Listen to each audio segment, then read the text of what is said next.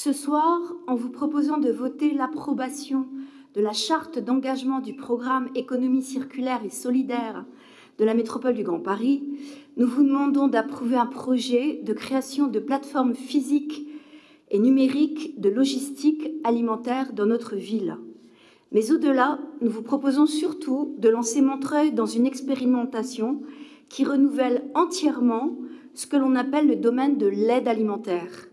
Nous sommes en effet convaincus, depuis les débuts de nos actions, à travers les États généraux de l'alimentation, la création de la CASAM, coordination des acteurs sociaux et de l'aide alimentaire de Montreuil, et celle du CLAM, Conseil local de l'alimentation, l'accès à une alimentation de qualité saine et en quantité suffisante est un droit.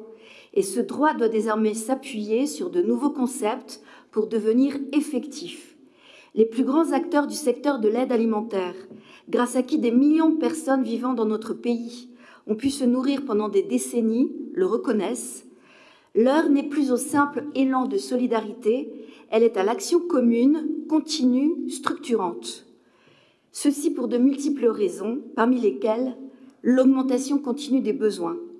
À Montreuil, la précarité alimentaire n'est plus une crise ponctuelle, c'est hélas une réalité quotidienne qui s'installe. Nous avions vu durant le confinement des milliers de familles se tourner vers l'aide alimentaire. Cette demande n'a hélas pas diminué depuis. En France, le Secours catholique estime qu'en 2024, plus de 3 millions de personnes ont eu recours à l'aide alimentaire. À Montreuil, nos estimations sont évaluées à entre 4 et 5 000 personnes. Autre raison, la nécessité reconnue par toutes les associations montreuilloises de la CASAM de mutualiser les actions, les moyens, les savoir-faire. Ceci dans plusieurs buts. S'assurer que toutes les personnes qui en ont besoin pourront accéder à de l'alimentation, autrement dit ne laisser personne sans solution, et bien couvrir l'ensemble de nos quartiers, mais aussi l'ensemble des tranches d'âge, depuis les plus petits, je pense aux jeunes parents et à leurs bébés, jusqu'aux plus âgés de nos seniors. Cette mutualisation aura aussi pour but d'éviter tous les gaspillages. Gaspillage énergétique, quand plusieurs camionnettes font des allers-retours entre la ville et, par exemple, le marché de Rungis, ou gaspillage de produits invendus ou non consommés et finalement jetés alors qu'ils pourraient encore être consommés. C'est l'enjeu qui nous permet aujourd'hui de demander à la métropole une aide significative et c'est un enjeu que nous partageons toutes et tous, j'en suis convaincue. Enfin, et ce n'est pas la moindre des évolutions que nous souhaitons mettre en œuvre, nous voulons favoriser le pouvoir d'agir des bénéficiaires de l'aide. Pour celles et ceux qui le voudront, pour qu'ils ne soient plus uniquement des personnes aidées, mais bien des personnes agissantes pour le bien commun, l'accès à l'alimentation de leur famille, mais aussi de leurs voisins et voisines, nous souhaitons faire en sorte qu'elles puissent travailler avec nous. Ce n'est pas une utopie politique sans fondement. Dès les premiers jours, par exemple, du confinement lié au Covid, nous avons vu des collectifs d'habitants se constituer, s'entraider et construire des actions permettant d'éviter le pire, la faim. Les associations de la CASAM, comme celles qui, par exemple, répondent à notre AIVD, témoignent toutes de l'engagement d'habitants bénévoles en leur sein. Alors ce projet est logistique, certes, mais il est aussi profondément social, environnemental et culturel. Il redonne du sens à l'action publique locale en s'attaquant aux racines des inégalités tout en construisant des solidarités concrètes. Il fait le lien entre celles et ceux qui ont trop peu et celles et ceux qui peuvent donner. Il fait le pont entre le champ et l'assiette, entre le gaspillage et la justice, entre la précarité et la dignité. Concrètement, il s'agit d'une infrastructure mutualisée, physique et numérique, qui permettra de collecter, stocker, conditionner et redistribuer des denrées alimentaires, notamment fraîches et locales, en direction des structures montreuilloises d'aide alimentaire et de leurs bénéficiaires. Elle articulera une logistique du dernier kilomètre à faible émission de gaz à effet de serre, avec une attention particulière portée à la qualité, à la traçabilité, au respect de la chaîne du froid. Pour cela, un local va être loué rue de Saint-Antoine, proche de l'épicerie Aurore, qui est fortement associée au projet et avec laquelle nous allons partager le poste de logisticien en vue de cette future plateforme. Une chambre froide sera installée dans ce local de 123 mètres carrés pour garantir la chaîne logistique. La charte que nous vous présentons confirme enfin le cadre de coopération que nous avons souhaité entre collectivités, associations, structures d'insertion, producteurs locaux, bailleurs sociaux, entreprises et habitants eux-mêmes. Chacun y aura sa place et ses responsabilités. À mesure que cette plateforme grandira, j'espère bien qu'elle pourra créer de l'emploi local. Vous l'aurez compris, pour nous tous, la plateforme est un premier outil au service d'une ambition plus vaste. C'est la première brique de ce qui deviendra, j'espère, un système alimentaire robuste, solidaire, ouvert aux partenariats et initiatives multiples et attentif aux besoins locaux. Là, au cœur du pôle de l'ESS Saint-Antoine, pourront s'imaginer par la suite de nouvelles actions de redistribution, des cours de cuisine, des interventions avec des maraîchers, des séances de découverte pour les écoliers, etc. Dans un monde de surproduction de biens, dans un pays parmi les 10 premières puissances mondiales, nous ne devrions pas avoir à traiter d'un sujet comme celui de cette délibération. Or, du politique au citoyen N, le constat est le même, notre société reste incapable de répondre ni en quantité ni en qualité à notre besoin le plus vital, après l'accès à l'eau, l'accès à la nourriture pour tous et toutes. Pendant des siècles, la question majeure restait la quantité d'aliments produits. Après avoir réussi à répondre à ce défi en assurant une augmentation massive de la production, la France, dans tous ses territoires, y compris en Outre-mer, paie aujourd'hui le résultat de décennies de politique agricole intensive et depuis plus de 30 ans de la capitulation sans réserve des gouvernements face au capitalisme et au tout-marché. Je pars de cette délibération pour juste demander, notamment à Mireille, je précise que je suis le seul crédité depuis le début de ce conseil.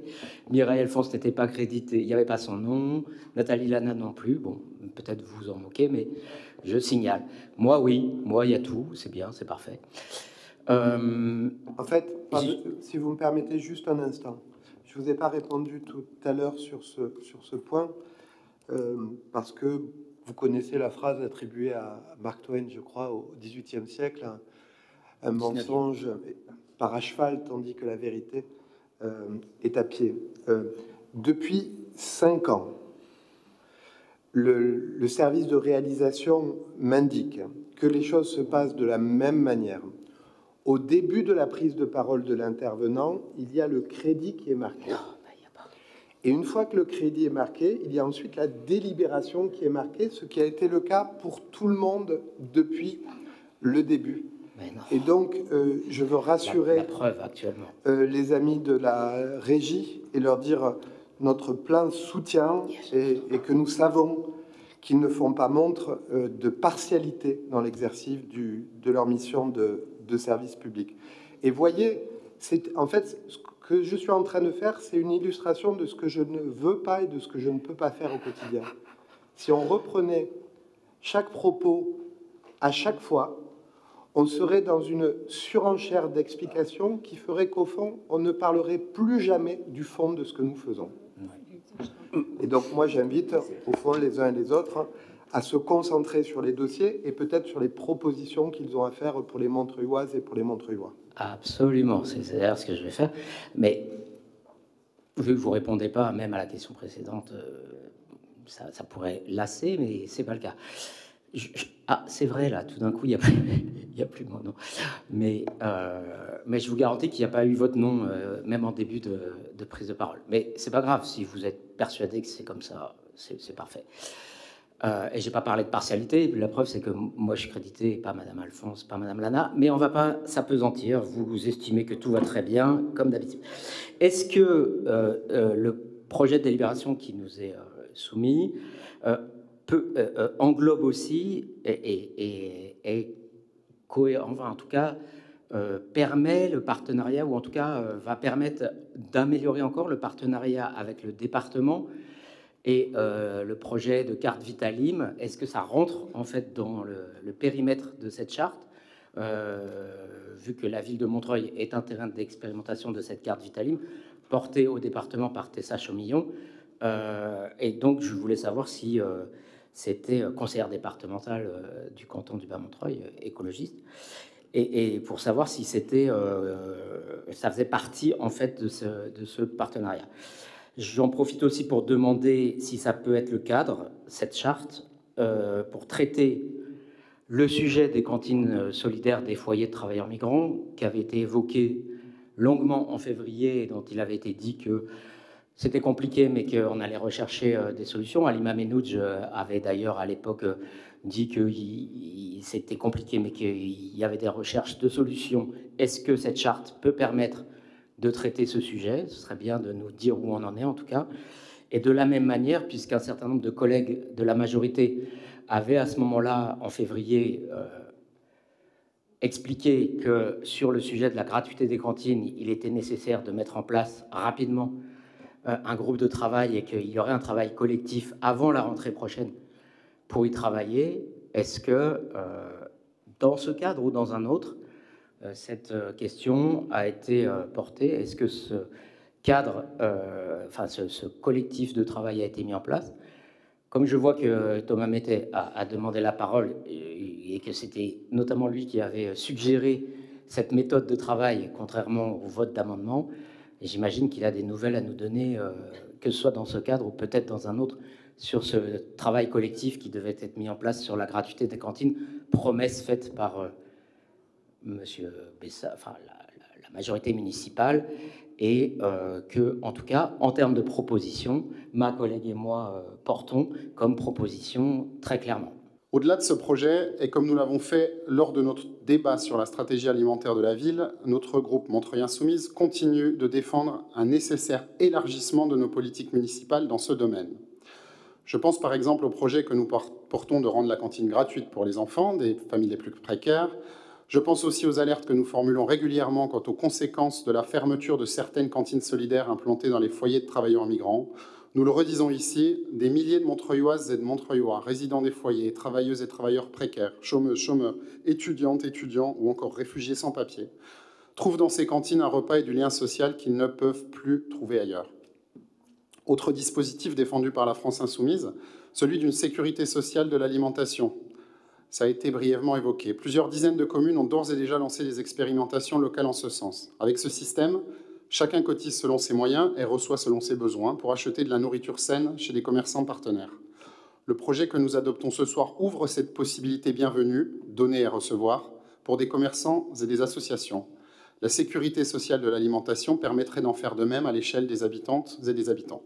Ce serait une autre brique de la solidarité en actes concrète et rendue plus que jamais utile. Le budget d'investissement de ce projet est cofinancé à 50% par les métropoles du Grand Paris, 17% par le Conseil départemental de la Seine-Saint-Denis et 33% par le Centre communal d'action sociale de Montreuil.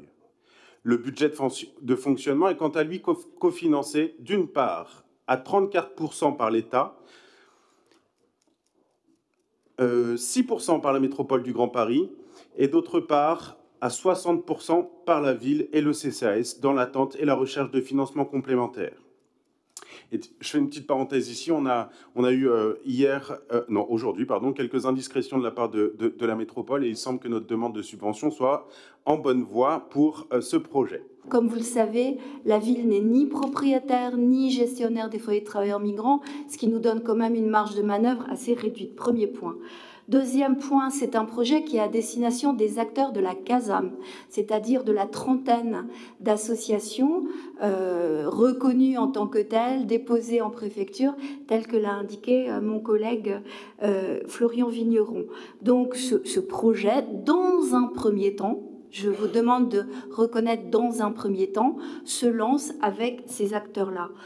Troisième point, je pense qu'on pourrait se mettre d'accord les uns les autres sur le fait que les cuisines des foyers de travailleurs migrants tels que nous les avons connus au foyer Barra, tels qu'existent encore dans d'autres foyers de la ville, ne sont des modèles ni au plan social, ni au plan sanitaire. Et que donc on ne peut pas les poser comme modèle pour construire de l'avenir. En revanche, quatrième point, les dames, les cuisinières qui étaient employées, et encore employées, le mot est impropre, mais qui travaillaient dans ces foyers-là, ces dames sont des cuisinières, elles n'étaient en général elle ne bénéficiait d'aucun suivi social, d'aucun droit, d'aucune façon, et elle travaillait avec des horaires absolument délirants, et les cuisines n'étaient pas des lieux extrêmement propres, mais ces dames peuvent venir vers nous, elles pourront venir vers ce lieu, la plateforme, et si elles veulent travailler avec nous, elles pourront travailler avec nous sans aucun problème. Par ailleurs, je dois dire aussi que depuis le début de nos actions avec l'appel Ville à initiative durable qui est sur l'alimentation, nous subventionnons et nous aidons de plus en plus de grosses cantines publiques dans les quartiers qui permettent, comme le soulignait Thomas Mettet, à toutes sortes de personnes, des travailleurs migrants, mais aussi des femmes en grande précarité avec enfants, des personnes très âgées, des enfants qui sont moyennement suivis par leurs parents, d'accéder à des repas parfois entièrement gratuits, je pense à Récolte Urbaine, ou à prix ce que les uns les autres peuvent avoir dans leur poche, 50 centimes, 1 euro, etc., plein de jours par semaine, plus de la moitié des jours par semaine. Je pense au Lézard dans les murs, je pense à la cuisine qui a été ouverte au Bel Air, je pense à la cuisine qui a été ouverte par le restaurateur de la Source du Bel Air au sein du foyer Le Nain de Tillemont, et nous avons aussi eu de premiers contacts avec l'ARI. Donc nous favorisons ces cantines, ces cuisines qui sont grandes ouvertes sur les quartiers pour permettre à toutes et tous d'accéder à cela. Sinon, je voulais intervenir aussi sur la question de la sécurité sociale de l'alimentation, et ça permettra de répondre à Pierre aussi sur le lien avec le département. Dès le début de mon mandat, quand monsieur le maire m'a confié cette responsabilité, je me suis intéressée aux initiatives de sécurité sociale d'alimentation qui se posaient. Et je rejoins entièrement ce qu'a dit Luc Digallo. Le périmètre en termes de nombre d'habitants de Montreuil n'est pas adapté à une sécurité sociale de l'alimentation. Nous n'y parviendrions pas. La ville, même si c'est la plus belle ville du monde et notre ville à nous tous, n'est pas assez grande pour que, d'un point de vue économique, cela fonctionne. En revanche, le département pourrait commencer à être la bonne maille pour expérimenter quelque chose. Et c'est là où je fais le lien avec Vitalim et avec Passerelle Plus. Ces deux projets que nous avons montés tout au long de ce mandat sont des projets qui étaient bornés dans le temps, qui en général duraient 6 mois et qui étaient peut-être renouvelables une fois. En tous les cas, Vitalim durait 6 mois pour chacune des 4 villes soutenues par l'argent de l'État qui arrivait au département. Et nous avons un comité de pilotage au département avec le président du département, Stéphane Troussel, et avec Tessa Chaumillon, la semaine prochaine, durant lequel nous allons faire le bilan des actions qui ont été développées dans chacune des 4 villes, puisqu'il y avait 4 villes sur notre département, et durant lequel nous sommes un nombre certain à essayer de pousser pour dire et pourquoi nous n'expérimenterions pas, pardonnez-moi, de façon plus longue ce type de soutien aux familles à partir du mandat de renouvellement 2026 et à l'échelle de l'ensemble du département. Le président du département, je pense, n'est pas hostile à ça. La question qui se pose, c'est la question budgétaire. Mais je suis sûre, mes chers collègues, que dès le début du prochain mandat, nous serons tous debout pour aider la ville de Montreuil et le département de Seine-Saint-Denis à obtenir plus d'argent partout où il le faudra. Merci beaucoup. Je mets aux voix la délibération numéro 2. Contre. Abstention. Proposition adoptée à l'unanimité.